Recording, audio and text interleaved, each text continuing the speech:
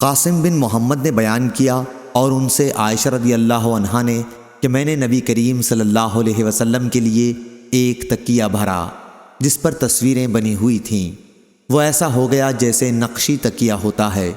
پھر حضرت صلی اللہ علیہ وسلم تشریف لائے تو دروازے پر کھڑے ہو گئے اور آپ کے چہرے کا رنگ بدلنے لگا۔ میں نے عرض کیا، یا رسول اللہ صلی اللہ علیہ وسلم، ہم سے کیا غلطی ہوئی؟ حضرت صلی اللہ علیہ وسلم نے فرمایا کہ یہ تکیہ کیسا ہے؟ میں نے عرض کیا، یہ تو میں نے آپ کے لیے بنایا ہے تاکہ آپ اس پر ٹیک لگا سکیں۔ اس پر آپ نے فرمایا، کیا تمہیں نہیں معلوم کہ فرشتے اس گھر میں داخل نہیں ہوتے جس میں کوئی تصویر ہوتی ہے، اور یہ کہ جو شخص بھی تصویر بنائے گا قیامت کے دن اسے اس پر عذاب دیا جائے گا۔ اس سے کہا جائے گا کہ جس کی مورت تو نے بنائی اب اسے زندہ بھی کر کے دکھا۔ صحیح بخاری حدیث نمبر 3224۔ معمر نے خبر دی، انہیں زہری نے، انہیں عبید اللہ بن عبداللہ نے، اور انہوں نے ابن عباس رضی اللہ عنہ سے سنا۔ وہ کہتے تھے کہ میں نے ابو طلحہ رضی اللہ عنہ سے سنا۔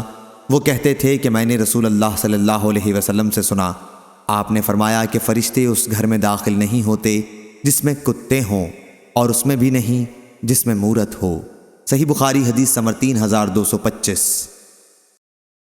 زید بن خالد جہنی رضی اللہ عنہ نے بیان کیا، اور راوی حدیث بصر بن سعید کے ساتھ عبید اللہ خولانی بھی روایت حدیث میں شریک ہیں، جو کہ نبی کریم صلی اللہ علیہ وسلم کی زوجہ مطہرہ میمونہ رضی اللہ عنہا کی پرورش میں تھے۔ ان دونوں سے زید بن خالد جہنی رضی اللہ عنہ نے بیان کیا کہ ان سے ابو طلحہ رضی اللہ عنہ نے بیان کیا کہ نبی کریم صلی اللہ علیہ وسلم نے فرمایا، فرشتے اس گھر میں نہیں داخل ہوتے جس میں جاندار کی تصویر ہو۔ بصر نے بیان کیا کہ پھر زید بن خالد رضی اللہ عنہ بیمار پڑے اور ہم ان کی عیادت کے لیے ان کے گھر گئے۔ گھر میں ایک پردہ پڑا ہوا تھا اور اس پر تصویریں بنی ہوئی تھیں۔ میں نے عبید اللہ خولانی سے کہا، کیا انہوں نے ہم سے تصویروں کے متعلق ایک حدیث نہیں بیان کی تھی؟ انہوں نے بتایا کہ حضرت زید رضی اللہ عنہ نے یہ بھی کہا تھا کہ کپڑے پر اگر نقش و نگار ہوں، جاندار کی تصویر نہ ہو تو وہ اس حکم سے الگ ہے۔ کیا آپ نے حدیث کا یہ حصہ نہیں سنا تھا؟ میں نے کہا کہ نہیں۔